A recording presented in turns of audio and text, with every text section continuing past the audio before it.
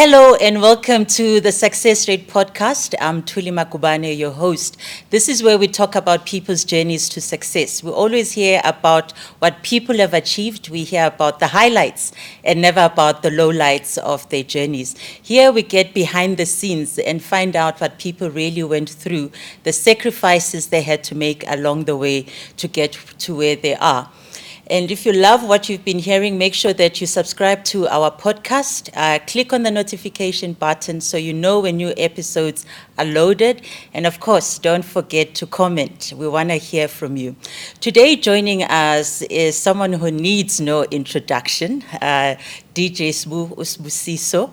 And he's been in the entertainment industry for well over 20 years.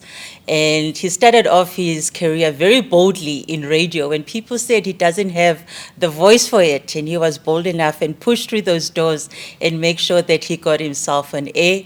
And he became an entrepreneur. And when people didn't want to put his product on the shelves, he still did the same thing. He pushed through and made sure that his product is out there. Welcome, Sbu. It's good to have you. Thank you. Appreciate the invite. Ngiyabonga. It's only a pleasure. And you growing up in Tembisa, did you have aspirations to be in the entertainment industry, or is it something that just evolved over time? Thank you very much for having me, and congratulations for the platform. Thank you. Incredible platform. I think it's a brilliant thing that the continent is having conversations now, and I love the internet. Yes, it's some sort of a level playing field.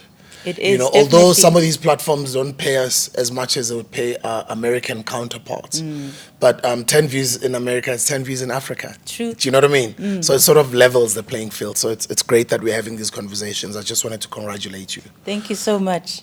The reason I wanted to also start with that congratulation is because of where we're shooting. It reminds me of the old YFM studios that used to be here. I think it was 15 years ago, yes, 10, 15 years ago. I think we should tell you, we shoot in Rosebank. Yes, yeah. I was going to tell them where, but anyway, I used to host an afternoon drive show. My afternoon drive show, the current affairs producer, newsreader, happens to be your family. This is Thuli Magubane. Yes. And some South Africans would remember the story of Kabelo Thibedi. Ooh, that one we'll never forget.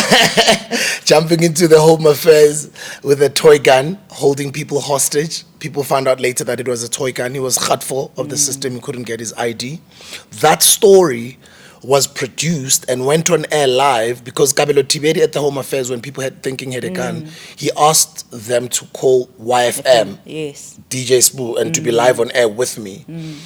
The station manager at the time, Kenthan Pillay, had to have a serious, quick conversation with Ukanye, your sister. yes. They had to have a serious conversation, and eventually decided Let's to take put him the on, call yes. live on air. So we had to play, myself and Kanye, we had to play hostage negotiator. Yes. And with Kanye on my ear here saying, Itilog. And she was also on the mic, she was running with the story. But with just everything that Kanye has achieved, what she's meant to the broadcasting and journalism industry, your family has done an incredible job, and I just wanted to honor you. And Thank in her you. absentia as well, I just wanted to throw her in there. No, it sounds great. I mean, it is history. I mean, walking through these corridors definitely brings back memories. Because, as you said, I mean, YFM was still in its infancy. Yeah. Having moved from, what is the Bertram's. other? Bertram. I was going to Yeah. say the shady part of town. I don't call it shady, no? But having moved from Bertram's, coming to Rosebank was definitely a step in the right direction. Yeah. And the impact that YFM had in the youth back then. And I think people still refer back to your cohort of YFM broadcasters. Broadcasters, yes, ma'am.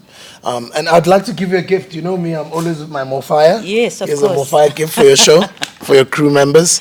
I'll just put it here, product placement, and also a gift for you guys.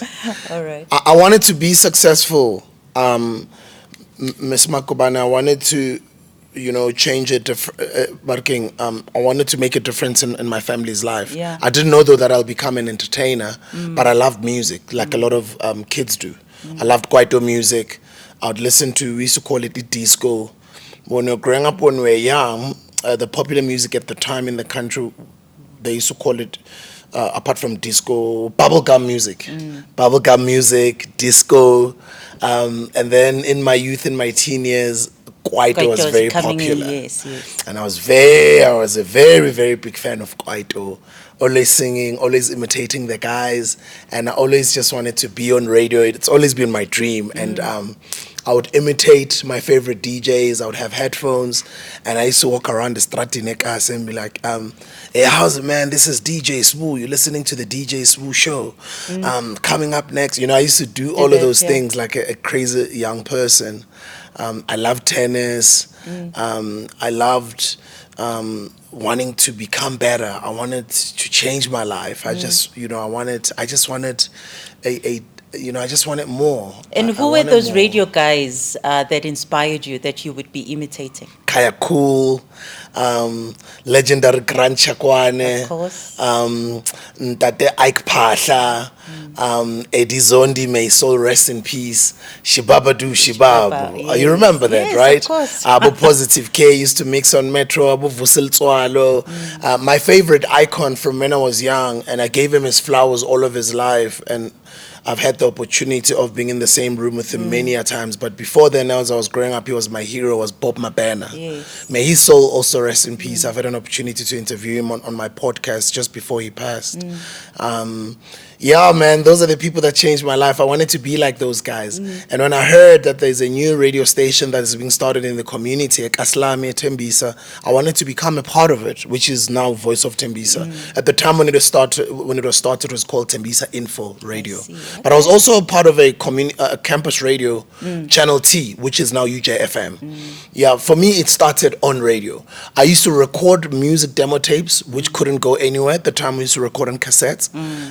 But the radio thing, I wanted it so bad that I eventually got an opportunity to get a graveyard weekend show on the community radio station Ekas. Wow. And then I got a chance to get a slot on the community radio, campus radio, Eskoleni. That's how my career started. No, it sounds pretty much like me. When I started on radio, also started...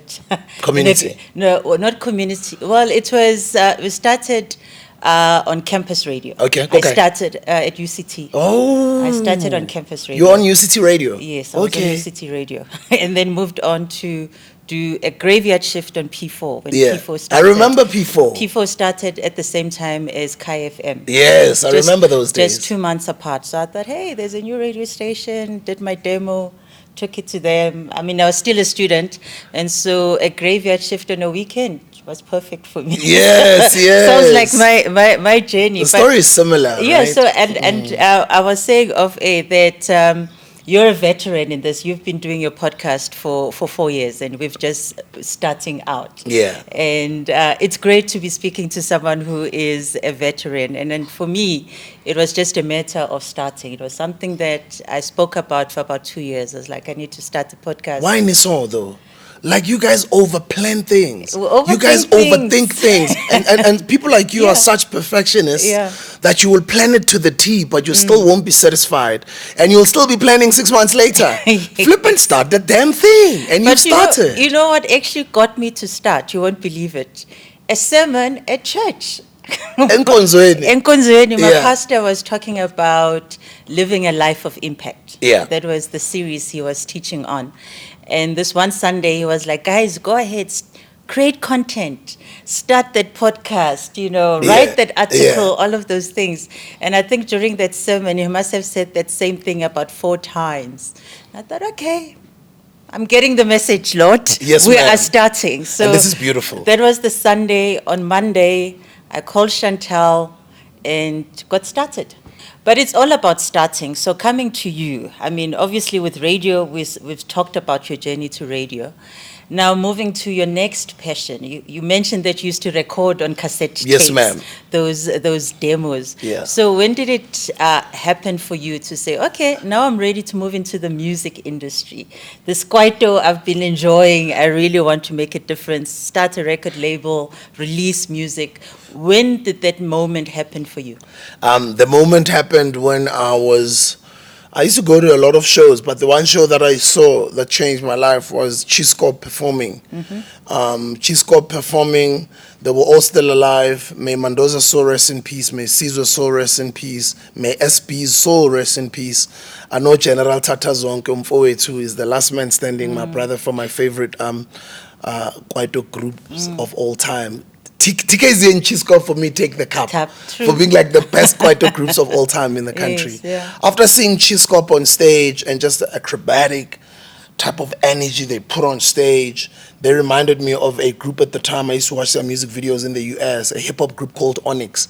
And then I just wanted to do this thing. After I saw their performance, I went crazy.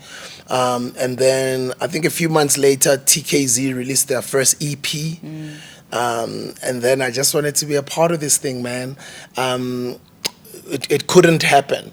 So what I did was I rather focused more on still DJing at parties with cassettes and record players. Back in those days, we used to use Techniques, SL 1200s. Radio happened. So radio opened the door to the music. True. So radio gave us an opportunity to meet other musicians, to meet other people in the recording industry, space, to meet yes. other DJs, producers. And then TK came with an idea TK was my business partner, who's currently in politics. He inspired me actually to start the record label. He says, this thing is possible, we can do it on our own, we can start our own label, this is how a label works, this is how it operates, this is how we're going to do it, this is how we're going to approach the marketplace, this is what we're going to do. At the time, he was working for Lance Stir's company called Ghetto Rough, which is now called Motherland. Yeah, you remember Ghetto Rough, right? Yes, yeah. He was promoting Uzola at the time, the Mzrambe album. Yes. He had worked with Mendoza, he had worked with Mischief and Mavusana, may their souls rest in peace, my brothers. He had worked with a band called Ashan. So TK was more experienced in the recording space, and TK was a little bit older than me. Okay. So TK convinced me that we can actually start our own label. Yes. We decided to move in together in Lyndhurst, and moving together was even the best decision we could have ever made, because we were aligned, we wanted to do the same thing together, and then we were seeing each other all the Every time. day, yes. And then we started workshopping this idea of starting this record label. We just did not have the money. That's the one thing. That was going to be my next question. How did you guys capitalize the business? We convinced Lance Stir to come and become actually, Lance Stir approached us. Okay. Yeah, Lance Stir approached us. At the time, our first project, which we worked on, and it was a success, but it wasn't under our label. We ended up giving it to Lance. It was under Lance's company. Was a record, an album. I forgot the name of the album was called Izinja, with the title track called Abobana Bakom Izinja La. Oh, yeah, I remember. Yeah. Bazoza Mapaputsi, right? Yes. That was our first project, but it wasn't officially our first project, as it wasn't released under our label. You're under a label, yes. Yeah, so Kabzela comes from Zolamdeni with Mapaputsi. Kabzela introduces me, and because mina ngispana naye wayo uyangifaka ewayo Kabzela, he likes me. He introduces me to a Mapaputsi. I become Mapaputi's friend. Mapaputsi sells me my first car. Oh, wow. An old Golf 2020 GTI. Was he a salesman for on the side? 50,000 rands. He was a salesman on the side. Oh, no. I give him 3,000 rands, and we had an arrangement that I'll pay him off monthly. And then Kabzela introduces Mapaputsi to TK. And then the project starts happening at D-Rex's studios in Athol, Oaklands. And that's when the Izinja project happened. And then Lance saw the Izinja project. TK gave Lance the Izinja project. And then TK started saying, Lance, I've been working for you for quite some time. Now I want to go start my own label, but I don't want to burn the bridges. I want you to be a part of what I'm starting. Yes. And then Lance, in the beginning, he's like, okay, cool, let's work on this Mapaputsi album. After the Mapaputsi album, the next project, let's see. The next project was then Umzegeze. That's when me and TK then started. So the I was company. just thinking, some of the 2000s watching this is history to them. Yeah, that's why I'm name dropping. Yeah, it's because I'm history going to down them. the timeline. It's history Yeah. to them. Some of them may not even know some of these guys you're talking about. And you mentioned Mischief. Mischief I met at UCT. He was on UCT radio as well. Oh, I don't know. Yeah, so that's he was incredible, man. That's how I met Mischief back in the day. So now taking the journey forward, you guys have started the record label. It's doing well. What are some of the biggest mistakes that you guys made? I mean, you were young, you were inexperienced. Number one, I had the time of my life. I think those are some of the best years of my life. It was my youth. I was in my 20s. I started becoming famous. I made some money for myself, changed my life, changed my family's life. Started doing the things I've always wanted to do, traveling, buying expensive clothes, looking nice, dripping, buying sports cars and being the man. And, you're just getting this fame and you're young. A lot of the things that I used to do become a flop. I mean, I'd be caught speeding. I'd be in the papers for speeding. Any little thing that you do, you end up being in the papers, what we used to call ushwashwi. Yes. Nowadays, I know it's social media, right? Things trend. But back in those days, there was no social media. We used to be on ushwashwi. And whatever, mistakes that one would do as a youngster, because I was a public figure, a lot of my things were out there, right? So I wouldn't say I regret anything we did. I think everything was a lesson for one to learn from so they become better.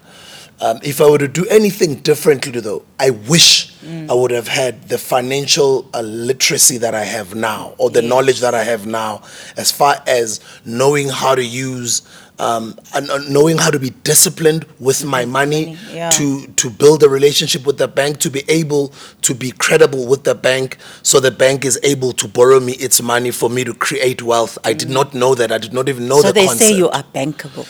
Excuse me? So they can say you are bankable. Yes, ma'am, right? If I only knew and understood that in my 20s, I'd be very far.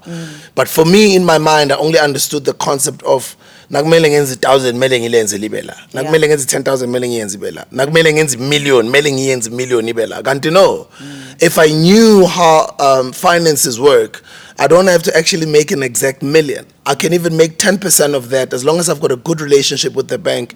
That 10% of that can unlock me that million from the bank, and I can create wealth that way. If there's one thing I wish I would have known in my youth, it's that. I like that. And then in the business itself, did you guys make mistakes in the business? Yeah, I mean, it's you've got a vision to build this thing. You've got a vision to build artists, to become one of the best recording label in the country, which is what we did. And I thank God that everything we touched turned to success. We won multiple awards.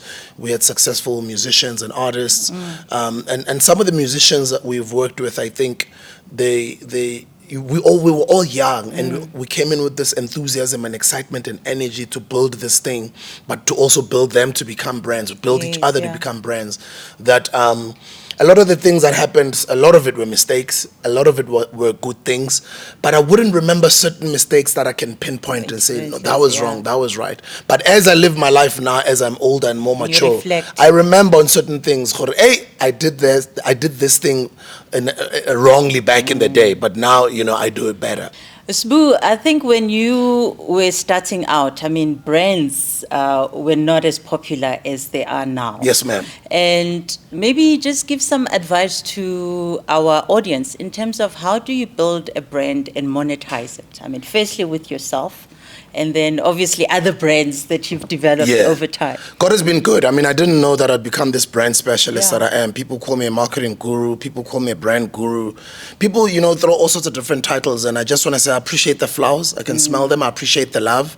And I just believe the words are just man-made. A brand starts with your passion, right? What is it that you don't mind obviously being woken up at night to go and do, even if you're not going to get paid for it? Is it dancing? Is it singing? Is it cleaning? Is it washing? Is it playing karate? Is it koroping? Is it khufiel? What is it that you love so much? As I did tell you that mine was radio. And then radio opened up and unlocked all these other doors and opportunities. So it's the same with you. So find that passion, work on that passion. The passion, as you are working on it, obviously the bills are going to remind you that they need to get paid every month. So you're going to have to find a way to monetize this talent that you have. Monetizing it nowadays, it's better and easier than it was for us then. We didn't have social media. Young people right now, the easiest platform to grow to grow, or the fastest growing platform in the world, social media wise, is TikTok. TikTok you can use to share your skills. We hear people acting actually, or doing skits on TikTok, and they get followers, right? We see people just pretending like they're speaking to whoever. We see people doing prank calls. We see comedians. We see karatekas. We see dance tutors, or amapiano dance tutors, or you know what I mean? Like whatever skill you have, record it, put it out there, it'll resonate with somebody out there. So that's the first place I'll start with, the passion, work on the passion, be consistent at it, share it on social media, and then start by monetizing your social media. And when you are doing your social media, you're branding your social media, it must be uniform. It must be consistent across all networks. Board, yes. Your YouTube must be DJ Sbu. Your TikTok must be DJ Sbu, or the success rate. If the success rate is your Facebook, then your thing, your LinkedIn also is the success rate. Your YouTube is the success rate. Facebook is success rate. Instagram is your success. Everything must be I can't go that side. Your success rate. Your rate underscore success. Your rate success. You know what I mean? Like you're confusing the market. Yes. And then as soon as you found that brand, work with the right people to help you put together what they would call a corporate identity, which is not expensive. If you can't find a local person, go to Fiverr.com, Fiverr with a double R.com.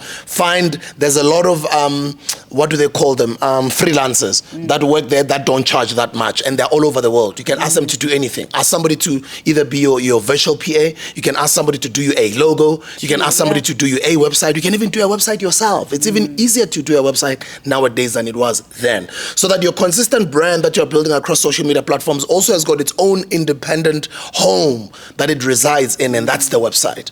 And me saying this advice also goes to the success rate team. Yes. I'm looking forward to seeing that the successrate.com or the successrate.co.za, right? So the content also lives on your website, so that if YouTube shuts down one day, we know where to find the content. But also the website must also consistent, the colors, the logo and everything must also be consistent in the messaging with all the posts that you put out on the rest of your other social media platforms, and find a way to monetize this thing. Monetizing it, you can monetize it by creating merch around it. You can monetize it by activating the actual social media platforms themselves, that they pay you for the views, they pay you for the adverts that they run on your platforms. Or then you can even find a way to do events, where you do an event, you charge a ticket price at the door, people come into your event, and then your podcast is some sort of a place, or your YouTube platform or your social media is a place where you sort of engage people or have those conversations. So there's all sorts of different things that you can do to grow, but those are the few that I can say, especially for beginners. Social media, consistency, brand identity or corporate identity, uniform across all platforms, monetize it, be consistent. If it doesn't grow in 6 months, don't lose heart. And think, now I've been doing this thing for so long. At some point, I think some people saw a viral video of me encouraging MacGyver when he wanted to give up during COVID-19. And we spoke for over an hour. I was like, Joe, this thing is going to pay you one day. You can't give up, Joe. You are building something amazing. This thing is, if you don't stop, this thing is going to pay you. You could look at today. He's got the biggest podcast in Africa. And so he's an inspiration. I was just thinking, I don't know if you've watched Tyler Perry's documentary, which is out. And when he started staging his plays, it was the same thing. You know, there was hardly anyone coming to watch his shows. Exactly. He even doubted if God actually told him to do it. Exactly. And he kept at it, and look at where he is. Consistency is the name of the game. Where he is right now. Consistency. So you are famous for being a hustler, ne? That's what they say. I don't know. That's what they say. But I would say you've moved beyond that, being a hustler. I would call you a businessman. And I think you've paid your dues along the way. So at what point would you have said that you've moved from being a hustler to being a serious businessman? So for me, a serious businessman is still a hustler. So it's just, to each their own. I believe words are just created, they're man-made. So you can call me a hustler, you can call me an entrepreneur. Somebody else can call me a father. Ndate Patrice Motsepe, who's, one of my role models, said the same thing. He's like, I can't write this thing out on a pizza, a hustler. You're a businessman. Treat yourself as such. You are a businessman. I'm like, but sir, I don't want to get into this debate with you, but my audience understands me better what I'm talking about when I use certain jargons, right? But I don't care what other people in other places call me a businessman, other people, but I believe there's a difference between an entrepreneur, which is for me is a hustler, and a businessman. But it's also a mindset thing, because for me, being a hustler is like you're starting out, you just want anything to happen. You need to put bread on the table. And at some point, you need to move beyond that. And you're like, I've established something. I've got something that I can look at that I've created. That's your perspective, because you look at a hustler as somebody who's still coming up. For me, Elon Musk is the biggest hustler. Yeah. He's a hustler. Dr. Patrice is a hustler. Yes. I believe our president is also a hustler. You know what I mean? Like, I really... and I explained this on my previous book, the definition, according to me, the definition of a hustler. Somebody who sets out their mind to do something, a vision, or sets their mind and then go for it with all they've got. Yeah. And they don't care who's going to say what. Come rain or shine, come dark or blue, they're going to go for it and make it happen. With all they've got. For me, that's a hustler. Somebody believes in themselves so much that they want to make this thing and turn this thing into reality. So yeah, I believe, I once asked Ntate Gebi Magomola, who's one of my role models as well in business in South Africa. And I asked him the difference between an entrepreneur and a business person. Yes. Ntate Gebi Magomola simplified it for me beautifully. He said an entrepreneur is somebody who can dream of an idea, who can come up with an idea, somebody who can risk to bring this idea to reality, somebody who can convince people to come help them to make this idea a reality, but they're not trained in business school to run a business. And then he says, Sbu, me, I've got multiple qualifications. I'm also an MBA. I've been to business school. Yes. I've been trained to run a business yes. professionally. I believe that I'm a businessman. But then he also said, but I'm also an entrepreneur because I've got that crazy creative mind in me, yes. right? That doesn't want to be boxed. And you need the drive as well. Exactly. So that's how you put it. And I looked at it that way and I was like, wow, that is amazing.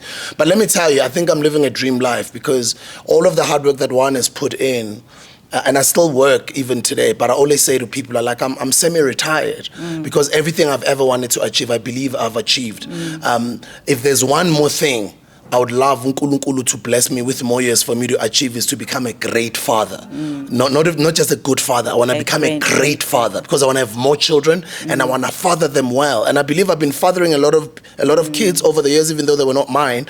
But if I can father well, for me, the meaning of success would be that, to be able to live out my purpose here on earth, parent my offspring the best way I can. I think I would have achieved everything that I want to achieve. Okay. So what is the biggest myth when it comes to success? Very good question.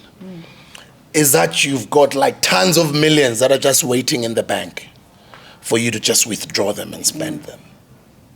I think that's the biggest myth. I think a lot of people that you look up to and you think are successful in their wealth, and maybe most of them are wealthy. Yes. But maybe all of those wealthy people, most of them, if you can ask them to withdraw R1 million right now, They're not liquid. Probably most of them wouldn't because maybe they're not liquid. Yeah. So the biggest misconception is that we all have just a lot of cash lying around. and I went viral, I think a couple of months ago. A lot of people were saying, hey, I'm broke, and etc. And they were asking me like, are you broke? And then my answer was, I don't shave my hair, I don't cut my hair and whatever. And they're like, hey, broke, and whatever. And then my answer was, people like me put their money to work. Yeah. Right? So if my money is locked into a business, if my money is locked into multiple properties, or if my money is locked into my ideas and things I'm pushing, I might not have the money right now. I might not even be able to withdraw 50,000 rands right now. But all of my hard work is for tomorrow because my money is at work. It's making money on my behalf. For me, somebody else can say you're broke because you can't withdraw 50K. But then somebody else can say you're wealthy because your assets are probably worth $1 billion. Do you know what I mean? So, what might be broke to you might not be broke to me. What might be broke to me might not be broke to you. So it's a matter of perspective. Talking about perspective, I was going to ask you about mindset. So when you started making the money, you were young, you were famous and all of that. What you've touched on, you alluded to it earlier on that there were some certain things that you wish you knew in terms of financial literacy. Yeah. But I think with financial literacy as well, there has to be a mindset shift. Yeah. What was that mindset shift that happened for you to the point that you believe that you could actually build wealth? The one person that changed my life, and my life changed when I was speaking alongside them, was after the talk on stage at the Sandton Convention Center, I got an opportunity to interview them backstage. That is Robert Kiyosaki.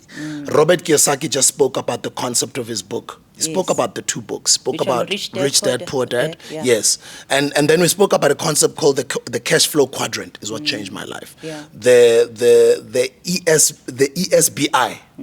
You know about it, right? Yeah. Yes. The cash flow quadrant changed my life. It changed me and forced me to have a different relationship with money and my behavior with money. And I started consulting financial professionals to sort of help me get my money and my things in order. And I think in answering your question earlier, I did not go into detail about my regrets financially. I would say my regrets financially are I did not educate myself with tax information. And that's my advice to young people out there. Yeah. As you're starting as a creative right now, as you're starting that career, as you're starting that business, even if you're not a business person, you're a professional, have your taxes in order. Get an accountant, get the right legal people. Those two people will save you lots of money in the future and you'll thank me for it. A good accountant and a good lawyer. My advice to you is have your taxes in order. So those are the mistakes that I did. A couple of years ago, SARS hit me with a 16 million rands tax bill, right? So then you find yourself in those situations. Some years you didn't file, some years you've made some mistakes, or some years you probably might have delegated that responsibility to an accountant at that time. And it's years later now. Maybe that accountant is even no longer around. Are you going to blame those people or are you going to blame yourself? So you have to take accountability, take responsibility, sit SARS on the table and say, this is how much I believe I owe you. These are the years that I filed for. Get the right professionals to help you file for everything and then prove them wrong until you sort of come up with a figure and you are able to sort out, well, that's what I'm going through, sort out my issues with them. But having issues with SARS is not a good thing. And I know that audit. Yeah, and I want to mend those, and that's what I'm doing, mending the relationships, fixing my finances, getting my things in order, and also using the platforms that I have to encourage younger entrepreneurs and young people to take their tax affairs seriously. And this was one of the things I did say to SARS, I will use, my platform whenever I get an opportunity, or I remember to encourage you guys to have your tax affairs in order. Yeah. I'm seeing you as the spokesperson for SARS. So you're doing an advert. I was young. I wouldn't mind. I was foolish. I wouldn't mind. I was partying. I wouldn't mind. And I forgot about the tax man. But anyway, Sbu, you seem to have gone now full circle. I mean, you hadn't released music for a long time. Yes, ma'am. And you've recently released a single. So what made you go back to that? As I did say, that myself and Sbu, my business partner, whom we co-founded the More Fire Energy Drink brand together with, we spent the past 10 years building our business. Building our business for me, with the knowledge that I have now, I've applied the experience of everything I've learned over the years. It's not the mentality I had when we were building TS Records. I was young then. And all these mistakes that I'm telling you about, the taxes and all of that type of stuff, buying the material things, expensive stuff, and just that lifestyle, that was then, right? So with everything I've done then, the mistakes that I've made, I'm doing things differently now. Working with highly professional people. People who know how to build a business from scratch. People who've built and sold businesses before. People who've built and listed businesses before. Mine and Sipiwa's responsibility over the past 10 years was not only to run the company, but to also find ways to reinvest into this business such that until we are able to afford the right skill set and until we are able to put in the right systems and processes of the perfect human beings and the right structure and the skill set to take this thing to where we want it to go to. I've never built a company from scratch before and turned it into a global company. I've never built a billion-rand business before, but I know other people who have, might not know them in person, but those people, for them to come on board and assist me to build this, they're going to come at a high price. They're going to come out costly. So for me and Sipiwa, because we had very high goals and we had a very big vision, we decided whatever it takes to get the right people to come here, to take this thing to where it's supposed to go, we will do it. And that's exactly what we've been able to do. So right now, it's been able to give me that opportunity to have a lot of work off of my shoulders for me to go then and go and tap into my creativity and make some music. So I miss making music. I've just made, it was meant to be one song, a single. So is it an EP now? It's an EP now, yeah. Okay. So we're doing a joint duo EP, myself and a an incredible musician from Kenya, Nairobi. Her name is Christina Mwauri, but her stage name is Tina Adore. Just like I'm Sbusiso Leope, my stage name being DJ Sbu. Tina Adore is an incredible songwriter, amazing vocalist. She's also a DJ. She's going to become one of the best musicians this continent has ever seen. And I know when South Africans love somebody, they love them. And I know you guys are going to love Tina. She's humble, she's focused, she's talented, she sings like an angel. But when she's on the decks, she DJs like black coffee at the same time. But then when she's off the decks, she's as humble as Jesus Christ's daughter or something. And she just blew me away, and I just wanted to make more songs with her. How did you guys meet? We met through a gentleman by the name of Lunga Nombe, who owns a company called Binary Records, whom I've worked with in the past.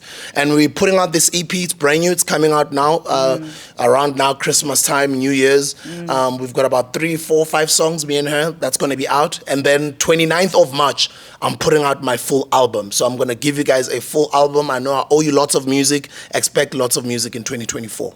Sounds super. Thank you very much, Sbu. Gabon. It's been interesting getting to know the other side of Sbu, Yes. We always read about you and hear about you, but it's good to hear it from the horse's mouth. Thank you finally for starting this platform. No, I'm looking forward to hearing a lot of those success stories. Yes, it's only a pleasure. And there's a lot more. And I also checked out an interview you did with an entrepreneur also who owns a company called, is it Brimi? Something like Brima, right? Yes. That was a dope episode as well. Yes. So I just wanted to say you guys are on the right track. Thank you for celebrating positive, successful stories that inspire our young people, and thank you for inviting me. Thank you. It's only a pleasure. If you enjoyed the conversation with DJ Sbu, make sure that you subscribe to the podcast. Click on the notification button so you know when new episodes are loaded. And of course, don't forget to comment.